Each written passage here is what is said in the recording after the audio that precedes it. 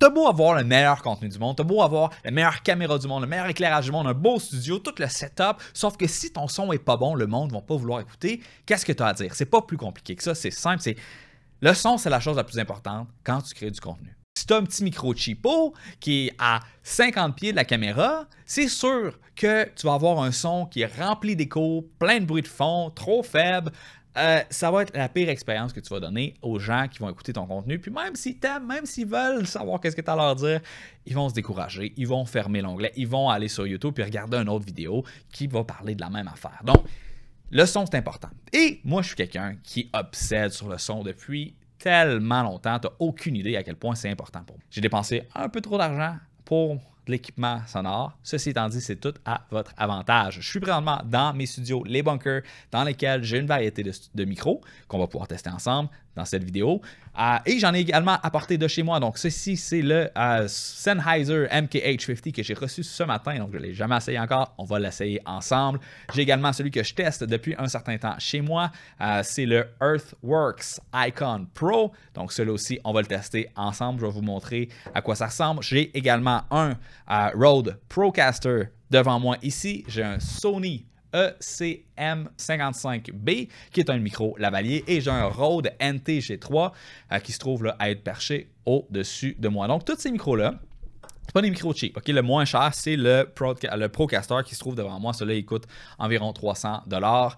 Les autres sont tous pas mal plus cher, jusqu'à celui-là ici qui coûte 1600 $. Donc, on va tout parler de chacun de ces micros-là. Regardez c'est quoi les pour, les contre, quel type de micro utiliser dans quelle situation.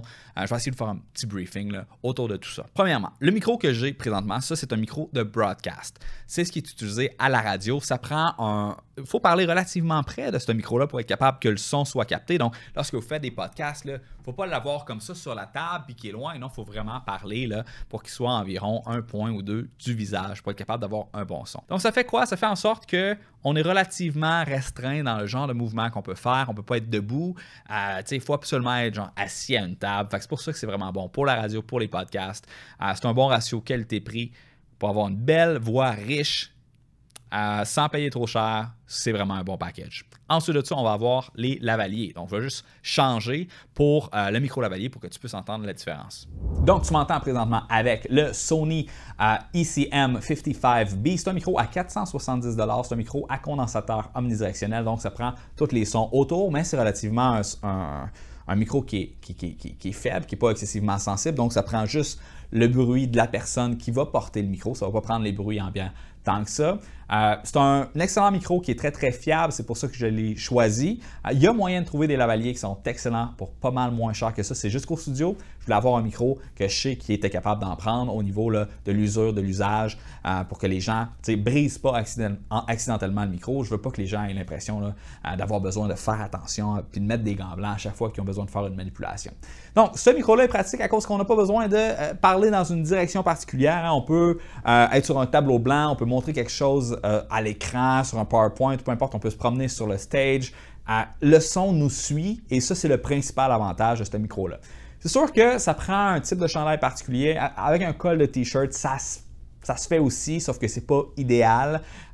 Une chemise, un veston, n'importe quoi sur lequel tu es capable de l'attacher, ça va super bien. Moi, j'ai un petit Henley en ce moment, donc c'est un petit t-shirt avec des boutons en haut, ça va super bien lorsqu'on utilise ce genre de micro-là. Ensuite de ça, au-dessus de moi, j'ai le Rode NT-G3. Donc, je vais l'activer à l'instant.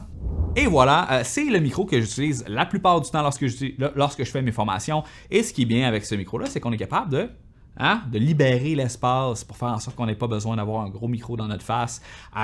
On est capable d'être debout. Quand je fais mes vidéos sur des fonds verts, c'est ce micro-là que j'utilise. Le challenger de ce micro-là, c'est bien sûr le Sennheiser que je viens de me procurer. J'ai hâte de voir ça va être quoi la différence au niveau du son. C'est important de savoir que ce type de micro-là, il faut vraiment bien le positionner. Parce que sinon, oui, c'est un micro directionnel, sauf que si tu es à 2 ou 3 mètres, le son ne va pas être bon. Présentement, je te dirais, je suis peut-être à un pied et demi du micro. Il est vraiment juste à l'extérieur du cadre pour pas qu'on le voit. Et c'est comme ça qu'il faut configurer ce genre de micro-là. Donc, NT-G3B, 940 $ canadiens, condensateur super cardioïde. Donc, c'est un pattern plus étroit que les autres micros que j'ai présentés jusqu'à présent.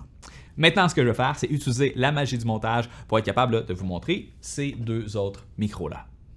Je suis présentement en train de vous parler à travers le Earthworks Icon Pro. Donc, c'est un micro d'environ 670 $, deux fois plus cher que le micro de broadcast Rode Procaster.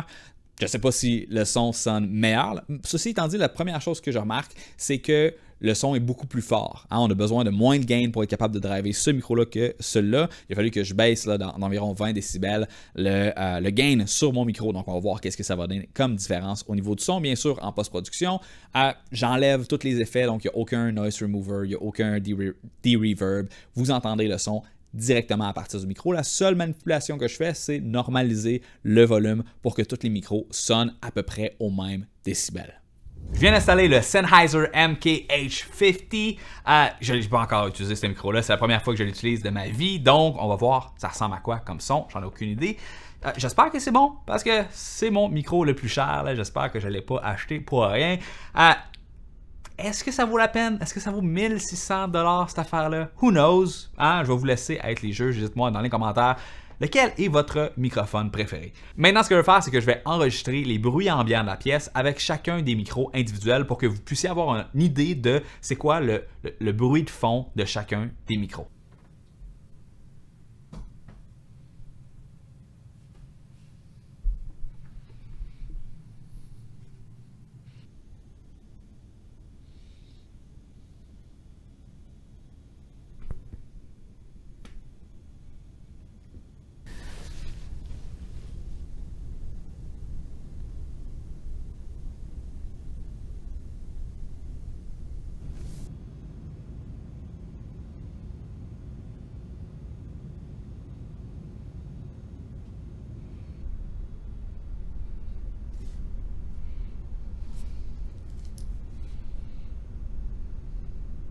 Qu'est-ce que vous en pensez, tout le monde? Est-ce que vous aimez mieux le broadcast, le micro de broadcast Rode Procaster? Est-ce que vous aimez mieux le Earthworks Icon, qui est vraiment cool? Moi, je trouve qu'il est beau, il est comme shiny, stainless steel, il fait un peu art déco, j'aime bien ça.